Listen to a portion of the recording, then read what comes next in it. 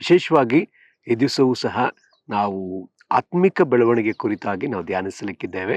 ಕಳೆದ ವಾರದಲ್ಲಿ ನಾವು ಆತ್ಮಿಕ ಬೆಳವಣಿಗೆಗಿರ್ತಕ್ಕಂತಹ ತಡೆಗಳು ಅಥವಾ ವಿಶ್ವಾಸಿ ಜೀವಿತದಲ್ಲಿರ್ತಕ್ಕಂತಹ ತಡೆಗಳ ಕುರಿತಾಗಿ ನಾವು ಧ್ಯಾನಿಸ್ತಾ ಬರ್ತಾ ಇದ್ದೀವಿ.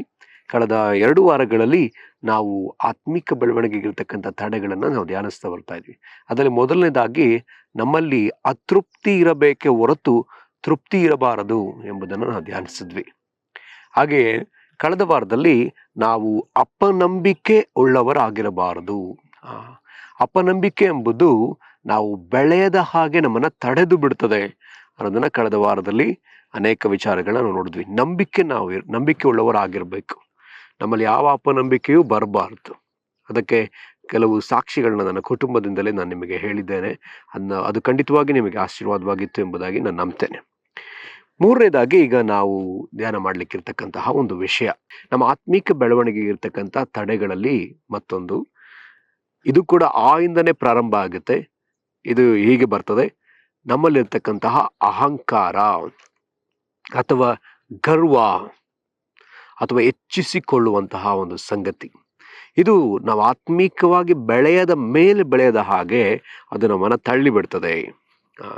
ಅದನ್ನ ಕೆಲವು ವಾಕ್ಯದ ಮೂಲಕವಾಗಿ ನಾವು ನೋಡ್ಕೊಳ್ಳೋಣ. ಯಾಕಂದ್ರೆ ಜಂಬ ಅನ್ನೋದು ಬಂದ್ರೆ, ಅಹಂಕಾರ ಅಥವಾ ಗರ್ವ ಅನ್ನೋದು ಬಂದ್ರೆ ನಾವು ಮೇಲ್ಮುಖವಾಗಿ ಬೆಳೀತಾ ಹೋಗ್ತೀವಿ ಅಂತ ಆಗೋದಿಲ್ಲ. ನಾವು ಕೆಳಮುಖವಾಗಿ ಹೋಗ್ತಾ ಬರ್ತೀವಿ. ಈ ಅಹಂಭಾವ ಅಥವಾ ಈ ಜಂಬ ಅಥವಾ ಈ ಅಹಂಕಾರ ಅನ್ನುವಂಥದ್ದು ಎಲ್ಲಿ ಪ್ರಾರಂಭವಾಯಿತು ಅಂತ ಹೇಳಿದ್ರೆ, ನಮ್ಮೆಲ್ಲರಿಗೂ ತಿಳಿದಿರುವಂತೆ ಇದು ಸೈತಾನನಿಂದ ಪ್ರಾರಂಭವಾಯಿತು. ಅದನ್ನು ವಾಕ್ಯದ ಮೂಲಕವಾಗಿ ನಾವು ನೋಡೋಣ.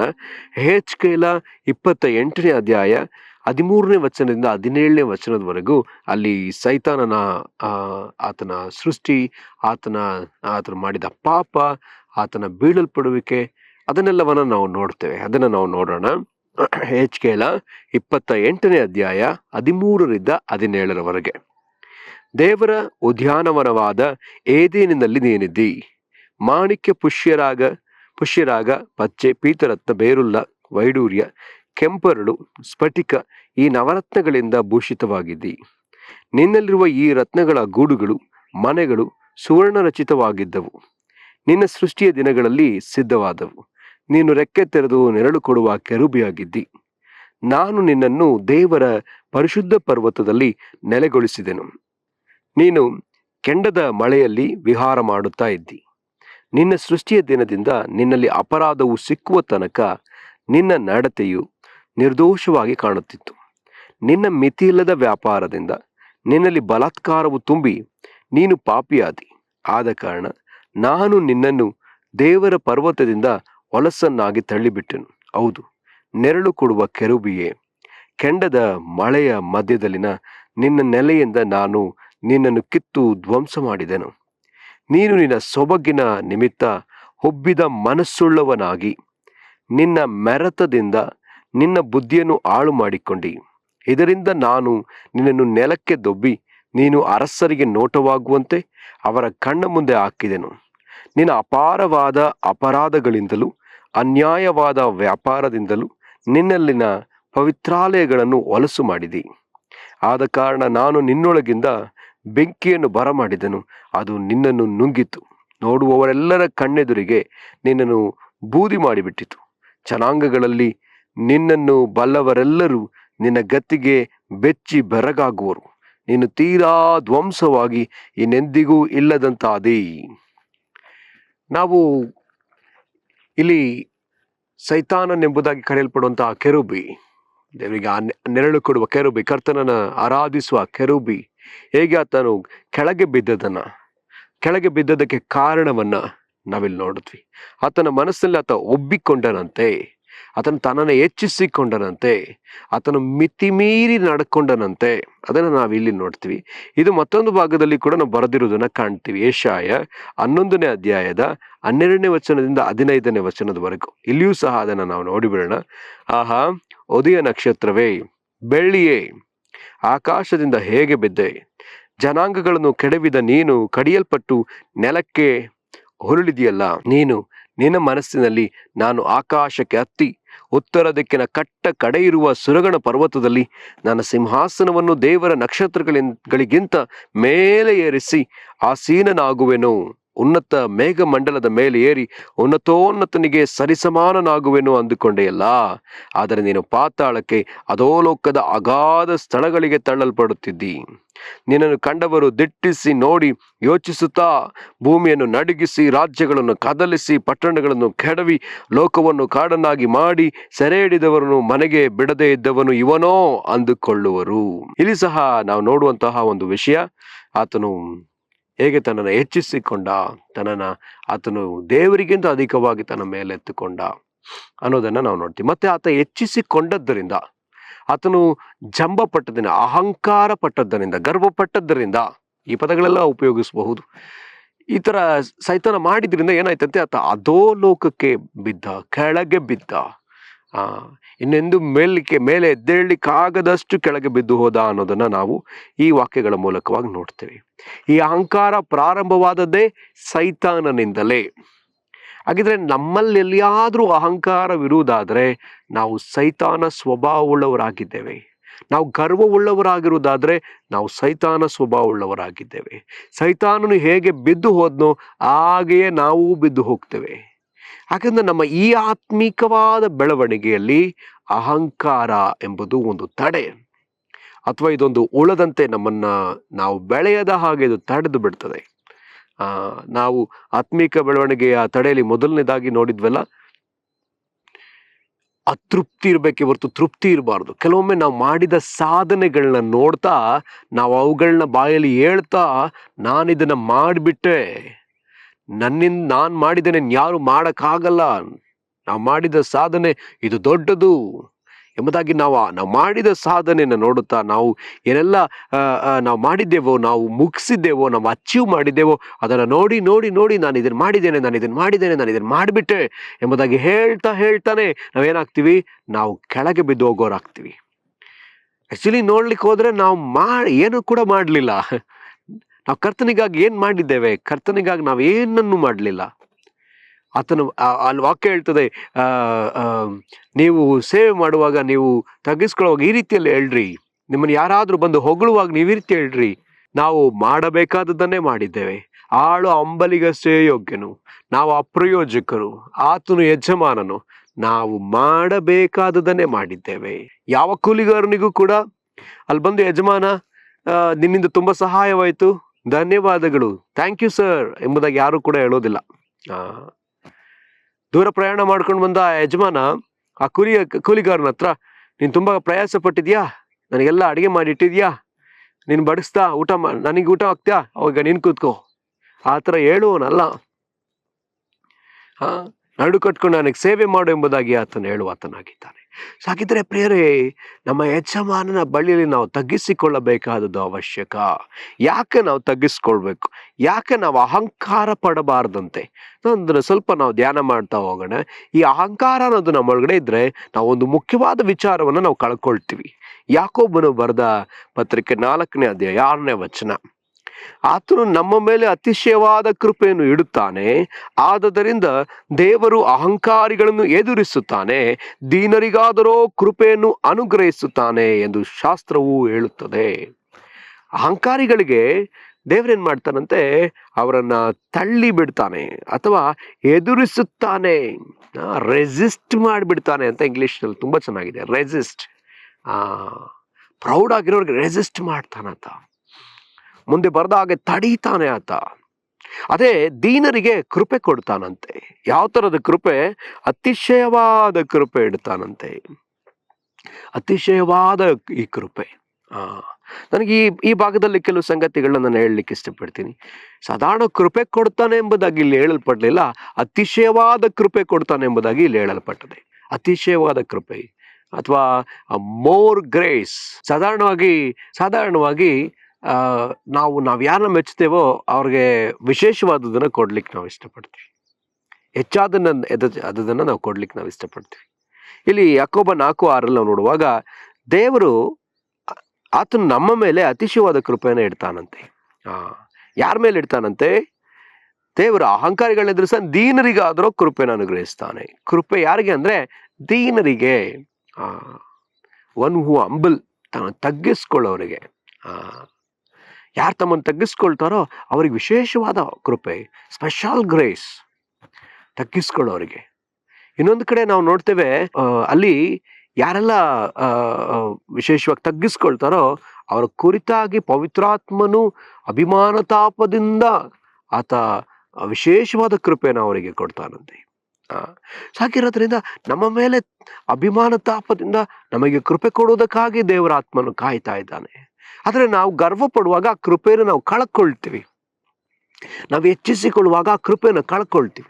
ನಾವು ಮಾಡಿದ ಸಾಧನೆಯನ್ನೇ ನೋಡ್ತಾ ನಾವು ಆತನನ್ನ ನೋಡೋದನ್ನ ಬಿಟ್ಬಿಡ್ತೀವಿ. ನಾವು ಸಾಧನೆಗಳನ್ನ ನೋಡುವಾಗ ನಾವು ದೇವರನ್ನ ಬಿಟ್ಬಿಡ್ತೀವಿ. ನಾವು ಮಾಡಿದ ಸಾಧನೆಗಳು ಎಷ್ಟೋ ಇರಬಹುದು, ಆದರೆ ನಾವು ಆತನನ್ನೇ ನೋಡ್ಬೇಕಂತ ಆತ ಬಯಸ್ತಾನೆ. ನಾವು ಮಾಡಿ ಮುಗಿಸಿದ ಕಾರ್ಯಗಳು ಎಷ್ಟೋ ಇರಬಹುದು, ನಮ್ಮ ಜ್ಞಾನ ಎಷ್ಟೋ ಇರ್ಬೋದು, ನಾವು ಏನೆಲ್ಲ ಮಾಡಿರ್ಬೋದು, ಆದರೆ ಅದು ಯಾವುದು ಕೂಡ ದೇವರಿಗೆ ಸಮ ಅಲ್ಲವೇ ಅಲ್ಲ. ಅದ್ಯಾವುದು ಕೂಡ ನಮ್ಮ ಸ್ವಂತ ಬಲದಿಂದಲೋ, ಸ್ವಂತ ಜ್ಞಾನದಿಂದಲೋ, ಸ್ವಂತ ಶಕ್ತಿ ಸಾಮರ್ಥ್ಯದಿಂದಲೋ ಆಗ್ಲಿಲ್ಲ. ಅದೆಲ್ಲವೂ ಕೂಡ ದೇವರ ಕೃಪೆಯಿಂದಲೇ ಆದದ್ದು, ದೇವರು ಕೊಟ್ಟ ಸಹಾಯದಿಂದಲೇ ಆದದ್ದು. ಇಲ್ಲಿ ಸ್ಪಷ್ಟವಾಗಿ ನೋಡ್ತೇವೆ, ಅತಿಶಯವಾದ ಕೃಪೆಯನ್ನು ಆತನು ದೀನರಿಗೆ ಕೊಡ್ತಾನೆ, ಆದರೆ ಅಹಂಕಾರಿಗಳಿಗೆ ಅದನ್ನ ಕೊಡುವುದಿಲ್ಲ. ಕೃಪೆನೇ ನಮ್ಮನ್ನ ಮೇಲೆತ್ತದ ಬಂದಿದ್ದು, ಕೃಪೆನೇ ರಕ್ಷಣೆ ಕೊಡ್ತು.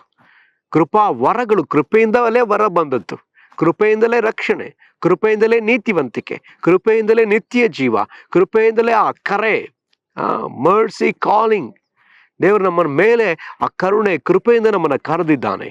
ಈ ಕೃಪೆಯನ್ನು ಕಳ್ಕೊಳ್ಳುವುದಾದ್ರೆ ನಾವು ಎಲ್ಲವನ್ನ ಕಳ್ಕೊಂಡಂತೆ.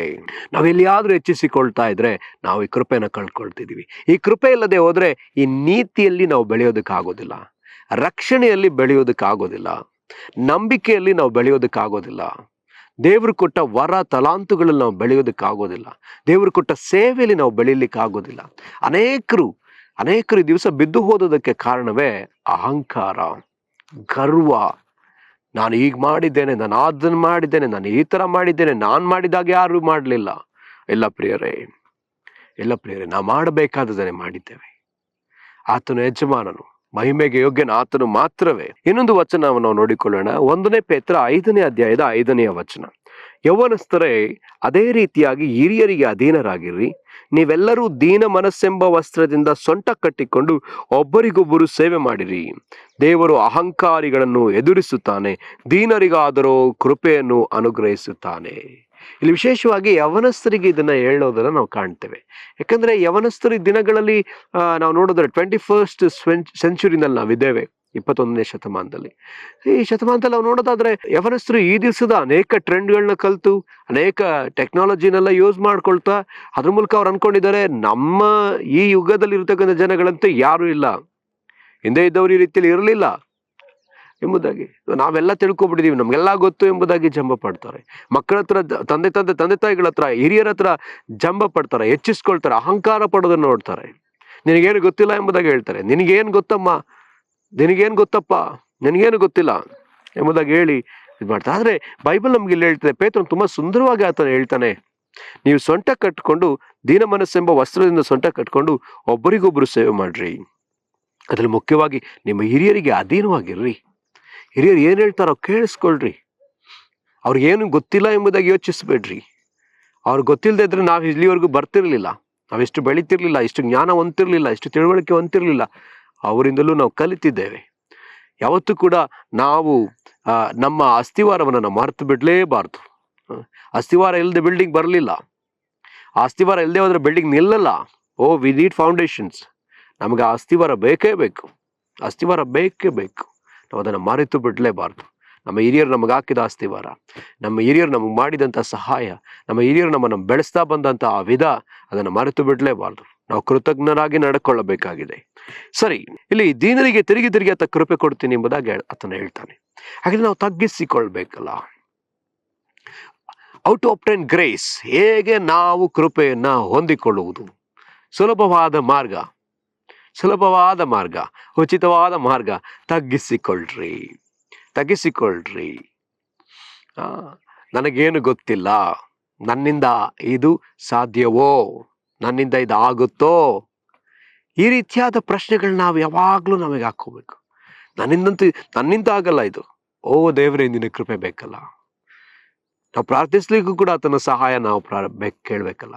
ಕೆಲವೊಮ್ಮೆ ಪ್ರಾರ್ಥಿಸುವ ವಿಷಯದಲ್ಲಿಯೇ ನಾವು ಅಂದ್ಕೊಳ್ತೇವೆ, ನನಗೆ ಪ್ರಾರ್ಥನೆ ಮಾಡ್ಲಿಕ್ಕೆ ಬರುತ್ತೆ, ನನ್ನಲ್ಲಿ ಈ ರೀತಿಯಾದ ಪದಗಳೆಲ್ಲ ಬಳಕೆ ಮಾಡ್ಬೋದು, ನಾನು ಈ ರೀತಿಯಾದ ವಾಕ್ಯಗಳೆಲ್ಲವನ್ನ ನಾನು ಕಲ್ತು ಬಿಟ್ಟಿದ್ದೀನಿ, ನನಗೆ ಬಾಯ್ಪಾಠವಾಗಿ ಗೊತ್ತು, ಈ ವಾಕ್ಯ ಎಲ್ಲ ಉಪಯೋಗಿಸಿ ನಾವು ಪ್ರಾರ್ಥನೆ ಮಾಡಬಹುದು. ಆದ್ರೂ ಅದು ಕರ್ತನು ಮೆಚ್ಚುವ ಅಥವಾ ಕರ್ತನು ಒಪ್ಪಿಕೊಳ್ಳುವ ಪ್ರಾರ್ಥನೆ ಆಗಿ ಅದು ಇದೆಯಾ ಅಂದ್ರೆ ಇಲ್ಲ. ನಾವು ತಗ್ಗಿಸಿಕೊಂಡು, ಸ್ವಾಮಿ ನಿನ್ನ ವಾಕ್ಯ ಹೇಳ್ತದೆ, ನನಗೆ ಪ್ರಾರ್ಥಿಸ್ಲಿಕ್ಕೆ ಬರಲ್ಲಪ್ಪ, ನಾನು ಏನು ಪ್ರಾರ್ಥಿಸ್ಬೇಕು, ಹೇಗೆ ಪ್ರಾರ್ಥಿಸ್ಬೇಕು ನನಗೆ ಗೊತ್ತಿಲ್ಲ, ಪವಿತ್ರ ಆತ್ಮರೇ ನನಗೆ ಸಹಾಯ ಮಾಡ್ರಿ. ಸೇವೆ ಮಾಡುವ ಭಾಗದಲ್ಲಿಯೂ ಕೂಡ ಅಷ್ಟೇ, ವಾಕ್ಯ ಉಪದೇಶ ಮಾಡುವ ಜಾಗದಲ್ಲಿಯೂ ಕೂಡ ಅಷ್ಟೇ, ನಾವು ಸುವಾರ್ತೆ ಹೇಳುವ ಸ್ಥಳದಲ್ಲಿಯೂ ಕೂಡ ಅಷ್ಟೇ, ಸ್ವಸ್ಥತೆ ಬಿಡುಗಡೆ ಅದ್ಭುತ ಕಾರ್ಯಗಳು ಮಾಡುವ ಸ್ಥಳದಲ್ಲಿ ಕೂಡ ಅಷ್ಟೇ, ಪ್ರವಾದನೆ ಹೇಳುವ ಸ್ಥಳದಲ್ಲಿ ಕೂಡ ಅಷ್ಟೇ, ನಾವು ಯಾವ ಒಂದು ಏರಿಯಾದಲ್ಲಿ ನಾವು ಕೆಲಸ ಮಾಡ್ತಿದ್ರು ಕೂಡ ಅಷ್ಟೇ, ಕರ್ತನೆ ನನಗೆ ನಿನ್ನ ಸಹಾಯವನ್ನು ಅನುಗ್ರಹಿಸು, ನಿನ್ನ ಕೃಪೆಯನ್ನು ಅನುಗ್ರಹಿಸು. ನನ್ನ ತಾಯಿ ಯಾವಾಗಲೂ ಹೇಳ್ತಾರೆ, ನೀವು ಮಾಡಿದ ಅಡಿಗೆ ತುಂಬ ರುಚಿಯಾಗಿದೆ ಅಂತ ಯಾರಾದರೂ ಹೇಳಿದ್ರೆ ಅವ್ರು ಹೇಳ್ತಾರೆ, ದೇವರ ಕೃಪೆ, ದೇವರು ಸಹಾಯ ಮಾಡಿದ್ರು ಅದರಿಂದ ಇದು ರುಚಿಯಾಗಿದೆ. ನನ್ನ ತಂದೆ ಯಾವ್ದಾದ್ರು ಕೆಲಸ ಮಾಡಿ ಮುಗಿಸಿದ್ರೆ ಅವ್ರ ಹತ್ರ ತುಂಬ ಚೆನ್ನಾಗಿ ಮಾಡಿದ್ದೀರಾ ಅಂತ ಹೇಳಿದ್ರೆ ಅವರು ಆ ಮಹಿಮೆನ ತೆಗೆದುಕೊಳ್ಳೋದಕ್ಕೆ ಭಯ ಪಡ್ತಾರೆ. ತಕ್ಷಣ ಅವ್ರು ಹೇಳ್ತಾರೆ, ಇಲ್ಲ ಇದು ದೇವರ ಕೃಪೆ, ದೇವರು ತೋರಿಸಿದ ಕೃಪೆ. ಎಲ್ಲಿಯಾದ್ರೂ ಒಂದ್ಸರಿ 2 ಸರಿ ತೆಗೆದುಕೊಂಡಿರ್ಬಹುದು, ಥ್ಯಾಂಕ್ ಯು ಅಂತ ಹೇಳಿರ್ಬಹುದು, ಆದ್ರೆ ಅದನ್ನ ನೇರವಾಗಿ ಹಾಗೇ ದೇವರಿಗೆ ಒಪ್ಪಿಸಿ ಕೊಟ್ಟು ಬಿಡುವಂಥದ್ದು ತುಂಬಾ ಸುಂದರವಾದಂತಹ ಒಂದು ಸಂಗತಿಯಾಗಿದೆ ಪ್ರಿಯರೇ. ನಾವು ಹೆಚ್ಚಿಸಿಕೊಳ್ಳದ ಹಾಗೆ ನಾವು ದೀನರಾಗಿ ಆತನ ಕೃಪೆ ಮೇಲೆ ಆತುಕೊಂಡವರಾಗಿ ಅಹಂಕಾರ ಪಡದೇ ಇರುವುದು ಎಷ್ಟೋ ಒಳ್ಳೆಯದು. ಬೈಬಲ್ನಲ್ಲಿ ಕೆಲವು ಉದಾಹರಣೆಗಳನ್ನ ನಾವು ನೋಡೋಣ. 1ನೇ ಅರಸುಗಳು 19ನೇ ಅಧ್ಯಾಯ 13-17 ವಚನಗಳನ್ನ ನಾವು ನೋಡೋಣ. ಇಲ್ಲಿ ಒಬ್ಬ ವ್ಯಕ್ತಿ ತನ್ನ ಹೆಚ್ಚಿಸಿಕೊಂಡದ್ರಿಂದ ಏನಾಯ್ತು ಅನ್ನೋದನ್ನ ನಾವು ನೋಡ್ಲಿಕ್ಕಿದೆ. 1ನೇ ಅರಸು 19ನೇ ಅಧ್ಯಾಯದ 13-17 ವಚನಗಳು. ಅಲ್ಲಿ ನಾನು ನಿಮಗೆ ಪ್ರಾರಂಭದಿಂದಲೇ ಓದ್ಬೇಕಾಗ್ತದೆ, ಅದನ್ನ ನಾನು ನಿಮಗಾಗಿ ಓದ್ತೇನೆ. 19ನೇ ಅಧ್ಯಾಯದ 4ನೇ ವಚನದಿಂದ ನಾನು ಓದ್ತೇನೆ. ತರುವಾಯ ತಾನೊಬ್ಬನಾಗಿ ಅರಣ್ಯದೊಳಗೆ ಒಂದು ದಿವಸ ಪ್ರಯಾಣದಷ್ಟು ದೂರ ಹೋಗಿ ಒಂದು ಜಾಲಿ ಗಿಡದ ಕೆಳಗೆ ಕೂತುಕೊಂಡು ಮರಣವನ್ನು ಅಪೇಕ್ಷಿಸಿದನು. ಅವನು, ಯೆಹೋವನೇ, ನನಗೆ ಸಾಕಾಯಿತು, ನನ್ನ ಪ್ರಾಣವನ್ನು ತೆಗೆದು ಬಿಡು, ನಾನು ನನ್ನ ಪಿತೃಗಳಿಗಿಂತ ಉತ್ತಮನಲ್ಲ ಎಂದು ದೇವರನ್ನು ಪ್ರಾರ್ಥಿಸಿ ಅದೇ ಗಿಡದ ಕೆಳಗೆ ಮಲಗಿಕೊಂಡು ನಿದ್ರೆ ಮಾಡಿದನು. ಪಕ್ಕನೆ ಒಬ್ಬ ದೇವದೂತನು ಅವನನ್ನು ತಟ್ಟಿ, ಎದ್ದು ಊಟ ಮಾಡು ಎಂದು ಹೇಳಿದನು.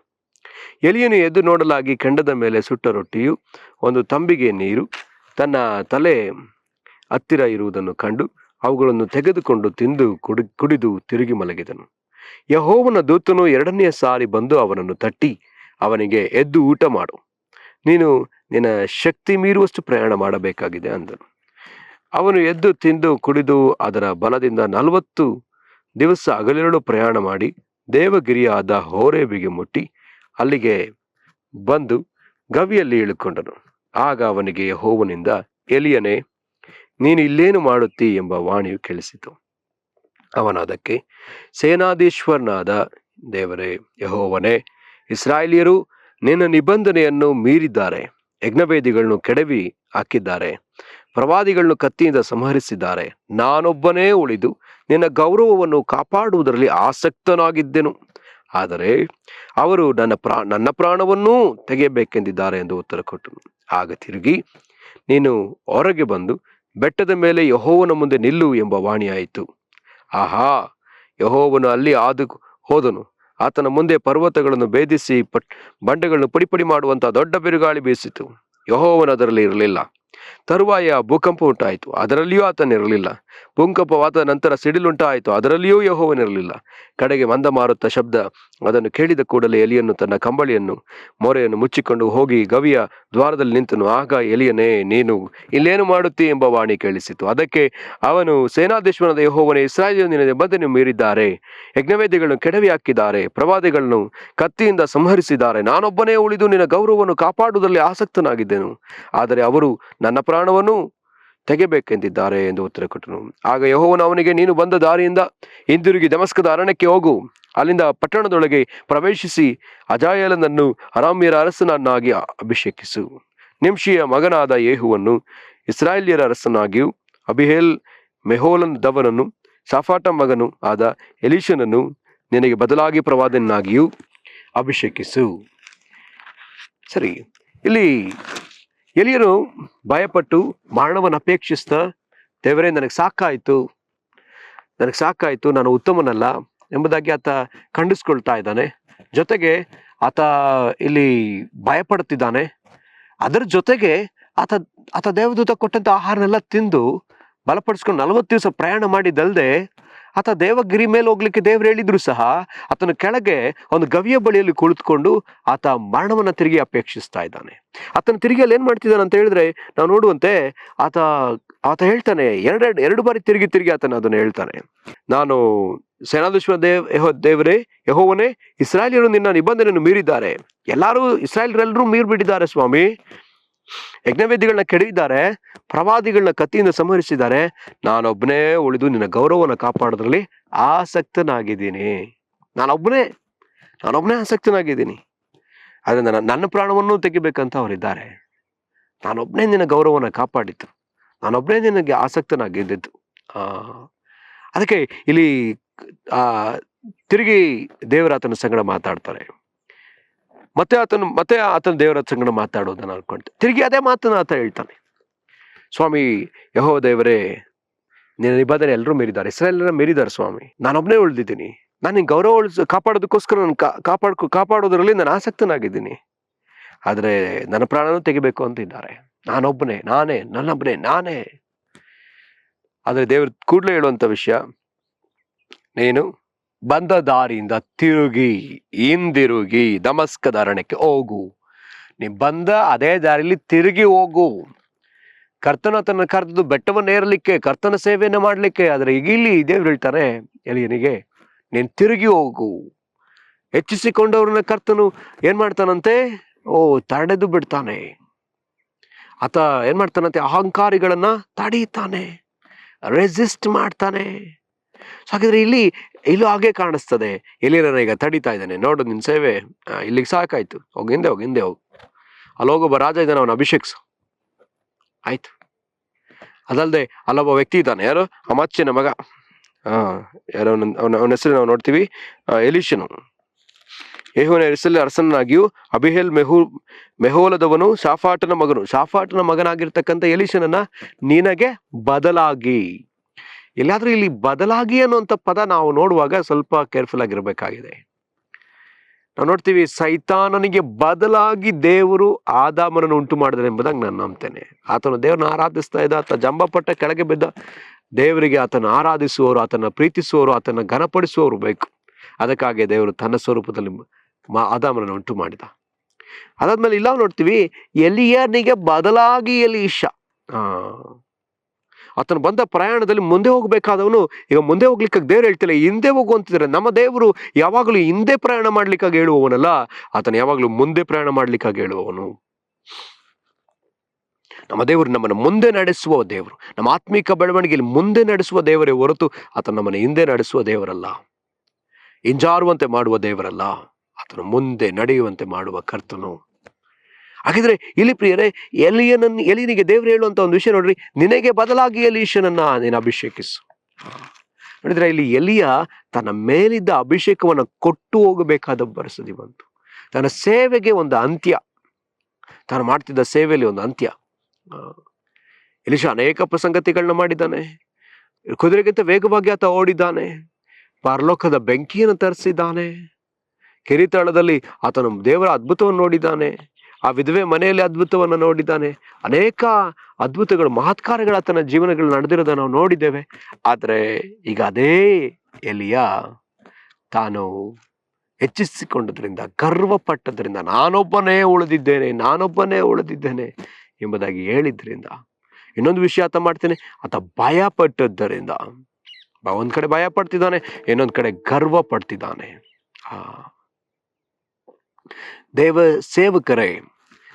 ದೇವ ಸೇವೆಯಲ್ಲಿ ತೊಡಗಿಸಿಕೊಂಡಿರುವವರೇ, ಎಲಿಯನಿಗೆ ಬಂದಂತ ಇದೇ ಶೋಧನೆಯೇ ಎಲ್ಲಾ ಸೇವಕರುಗಳಿಗೂ ಬರುವಂಥದ್ದು ಎಂಬುದನ್ನು ನಾನು ಕೆಲವು ಸೇವಕರ ಬಾಯಿಗಳಿಂದ ಕೇಳಿದ್ದೇನೆ. ಒಂದು, ಹೆಚ್ಚಿಸ್ಕೊಂಡ್ ಬಿಡ್ತೀವಿ, ಇಲ್ಲ ನಿರಾಶರಾಗೋಗ್ಬಿಡ್ತೀವಿ. ಸಾಕಿರೋದ್ರಿಂದ ಈ ಎರಡು ವಿಚಾರದಲ್ಲಿ ನಮ್ಮನ್ನ ಯಾವಾಗ್ಲೂ ನಾವು ಅಲರ್ಟ್ ಆಗಿರ್ಬೇಕಾದ ಒಂದು ವಿಷಯ ಅಂತ ಹೇಳಿ ನಾನು ನಿಮ್ಗೆ ಹೇಳಕ್ ಇಷ್ಟಪಡ್ತೀನಿ. ಎಲಿಯನಂತೆ ನಾವು ಎಲ್ಲಿಯೂ ಕೂಡ ಹೆಚ್ಚಿಸಿಕೊಳ್ಳದ ಹಾಗೆ ನಾವು ಕೇರ್ಫುಲ್ ಆಗಿ ನಾವಿರೋಣ. ಇಲ್ಲಿ 1 ಸಮುವೇಲ 2:3 ನಾವು ನೋಡುವಂತ ಒಂದು ವಿಚಾರ, ಇನ್ನು ಮುಂದೆ ಅಮ್ಮಿನಿಂದ ನುಡಿಯಬೇಡ್ರಿ, ಸೊಕ್ಕಿನ ಮಾತು ನಿಮ್ಮ ಬಾಯಿಂದ ಹೊರಡದಿರಲಿ. ದೇವರಾದ ಯೆಹೋವನು ಸರ್ವಜ್ಞನು, ಆತನು ಮನುಷ್ಯರ ಕ್ರಿಯೆಗಳನ್ನು ತೂಗುವನು. ನಮ್ಮ ಕ್ರಿಯೆಗಳನ್ನ ತೂಗುವ ಆತನು. ನಾವು ಮಾಡಬೇಕಾದ ರೀತಿಯಲ್ಲಿ ನಾವು ಮಾಡಲಿಲ್ಲ. ಈ 1ನೇ ಸಮುವೇಲದಲ್ಲೂ ಕೂಡ ಸೌಲನು ತಾನು ಮಾಡಬೇಕಾದ ಕಾರ್ಯವನ್ನು ಸರಿಯಾಗಿ ಮಾಡಲಿಲ್ಲ. ಆತನ ಹೆಚ್ಚಿಸ್ಕೊಂಡಿದ್ದೆ, ನಾನು ರಾಜನಾಗಿದ್ದೇನೆ, ಎಲ್ಲ ಮಾಡ್ಲಿಕ್ಕೆ ನನ್ನ ಕೈಲಿ ಸಾಮರ್ಥ್ಯ ಅಂತ ಹೇಳಿ ಆತನು ಸಮುವೇಲ ಸಮರ್ಪಿಸಬೇಕಾದ ಯಜ್ಞಗಳನ್ನ ಸಮರ್ಪಿಸಿ ಆತ ತನ್ನ ಮೇಲಿದ ಅಭಿಷೇಕವನ್ನು ಕಳಕೊಂಡ. ಹೆಚ್ಚಿಸಿಕೊಂಡದ್ದರಿಂದ, ಗರ್ವ ಪಟ್ಟದ್ದರಿಂದ, ಅಹಂಕಾರ ಪಟ್ಟದ್ರಿಂದ, ನಾನು ದೊಡ್ಡ ಕಾರ್ಯಗಳನ್ನ ಮಾಡಿಬಿಟ್ಟಿದ್ದೇನೆ ಎಂಬುದಾಗಿ ಆತ ಆಲೋಚಿಸಿದ್ರಿಂದ ಅಲ್ಲಿ ತಕ್ಷಣವಾಗಿ ಬೇಳು. ನಾವು ಪ್ರಾರಂಭದಲ್ಲಿಯೇ ಓದಿದ ಒಂದು ವಾಕ್ಯ, ಜ್ಞಾನೋಕ್ತಿ 8:13 ನಾವು ನೋಡಿದ್ವಿ. ಯೆಹೋವನ ಭಯವು ಪಾಪದ್ವೇಷವನ್ನು ಹುಟ್ಟಿಸ್ತದೆ. ಗರ್ವ, ಅಹಂಭಾವ, ದುರ್ಮಾರ್ಗತನ, ಕುಟಿಲ ಭಾಷಣ ಇವುಗಳನ್ನು ಹಾಗೆ ಮಾಡುತ್ತೇನೆ. ಕರ್ತನು ಹಾಗೆ ಮಾಡುವ ಕರ್ತನು ಆತನಾಗಿದ್ದಾನೆ. ಈ ಅಹಂಕಾರವನ್ನ ಆತನು ಹಾಗೆ ಮಾಡುವ ಆತನಾಗಿದ್ದಾನೆ. ಈ ಅಹಂಕಾರ ನಮ್ಮ ಜೀವಿತದಲ್ಲಿ ದೊಡ್ಡ ಒಂದು ತಡೆಯಾಗಿದೆ. ನಮ್ಮ ವಿಶ್ವಾಸಿ ಜೀವಿತಕ್ಕೆ ತಡೆಯಾಗಿದೆ. ನಮ್ಮ ಆತ್ಮೀಕ ಬೆಳವಣಿಗೆಗೆ ಇದು ತಡೆಯಾಗಿದೆ. ಹಾಗಿರೋದ್ರಿಂದ ನಾವು ಕರ್ತನ ಮುಂದೆ ತಗ್ಗಿಸಲ್ಪಟ್ಟವರಾಗಿ ನಾವು ಕಾಣಿಸಲ್ಪಡಬೇಕಾಗಿದೆ. ನಾನೇನು ಕಲಿತಿಲ್ಲ ಸ್ವಾಮಿ, ನಾನು ಮಾಡಬೇಕಾದದನ್ನೇ ಮಾಡಿದ್ದೇನೆ, ನನಗೆ ಸಹಾಯ ಮಾಡು ಸ್ವಾಮಿ, ನನಗೆ ಕೃಪೆ ಕೊಡು ಸ್ವಾಮಿ.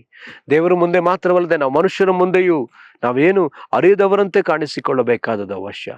ನಮಗೇನು ಗೊತ್ತಿಲ್ಲ, ಓ ಕರ್ತನೆ ನಮಗೆ ಸಹಾಯ ಮಾಡು, ನಿನ್ನ ಕೃಪೆ ಬೇಕಪ್ಪ. ನಾ ಅರಿಯುವಂತೆ ಅರಿಯಲಿಲ್ಲ. ಕೆಲವರು ಅಂದ್ಕೊಳ್ತಾರೆ, ಬೈಬಲ್ನ ಕೆಲವು ಭಾಗ ತಿಳಿದು ಕೂಡಲೇ ಅವ್ರು ಅಂದ್ಕೊಳ್ತಾರೆ ನಾನು ಎಲ್ಲವನ್ನ ತಿಳಿದು ಬಿಟ್ಟಿದ್ದೇನೆ. ಇಲ್ಲ ಇಲ್ಲ ಇಲ್ಲ, ಬೈಬಲ್ ದೊಡ್ಡ ಸಮುದ್ರ, ಅದೊಂದು ದೊಡ್ಡ ಸಾಗರ. ಅದರಲ್ಲಿ ಒಂದು ಹನಿಯನ್ನು ಕೂಡ ನಾವಿನ್ನೂ ಕಲ್ತ್ಕೊಳ್ಳಿಲ್ಲ. ನಾವು ಪ್ರಾರ್ಥನೆ ಮಾಡೋಣ, ಕರ್ತನು ತಾನೇ ನಮಗೆ ಕೃಪೆ ಕೊಡ್ಲಿ.